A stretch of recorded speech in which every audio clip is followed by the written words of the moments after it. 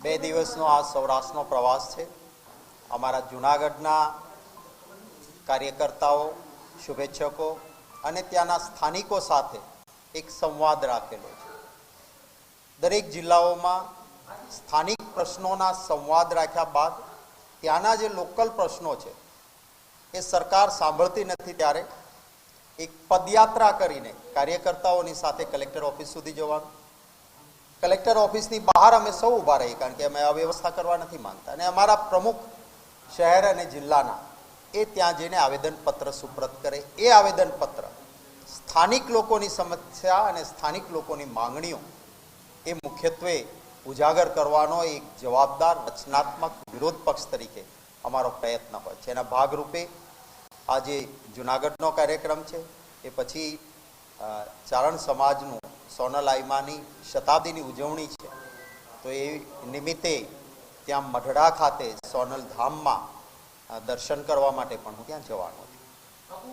અયોધ્યા રામ મંદિરને લઈને જે રીતે કોંગ્રેસનું મોવડી મંડળ છે કેન્દ્રીય, તે જવાનું નથી, પરંતુ સ્થાનિક કક્ષાએ અર્જુનભાઈ અને જે અમરીશભાઈ જે ટ્વીટ કરી છે, શું કહેશો આને લઈને?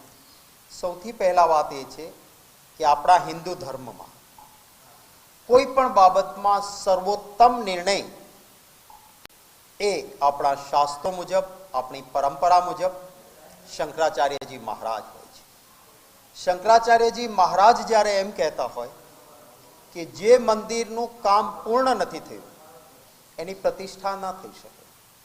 હું પોતે એક હિન્દુ છું, મારા માટે સર્વોત્તમ શબ્દ એ શંકરાચાર્યજી મહારાજના હોય, અને જ્યારે શંકરાચાર્યજી મહારાજ જ્યારે આવો આદેશ કરતા હોય ત્યારે ભારતીય જનતા પાર્ટી ચૂંટણી આવે છે, નહીતર તો રામનવમીથી વધારે રામ માટેનો મહત્વનો દિવસ કયો હોય?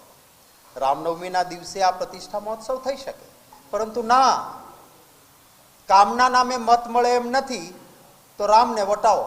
રામના નામે મત લેવા માટે એક ભારતીય જનતા પાર્ટી ઇવેન્ટ કરે તો એ ઇવેન્ટમાં ન જઈ શકાય। ભગવાન રામમાં પૂરી શ્રદ્ધા કોંગ્રેસ પક્ષ અને સમગ્ર દેશ અને દુનિયાને છે। ભગવાનના દર્શન માટે આમંત્રણની જરૂર નથી, વગર આમંત્રણે અમે રોજ મંદિરોમાં જતા હોઈએ છીએ। રાહુલ ગાંધીજી પણ અહીંયા આવ્યા તો આપણે જોયું હતું કે દ્વારકાધીશનું મંદિર હોય કે નાના મોટા આસ્થાના સાધન હોય, ગયા જ હતા વગર આમંત્રણ। એમાં આમંત્રણ હોય જ નહીં ભગવાનના ઘરમાં।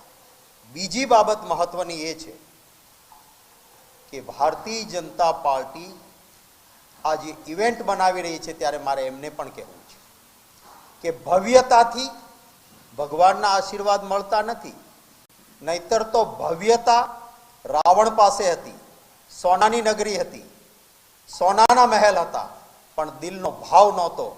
ભગવાન રામના આશીર્વાદ એ રાવણને નહોતા મળ્યા।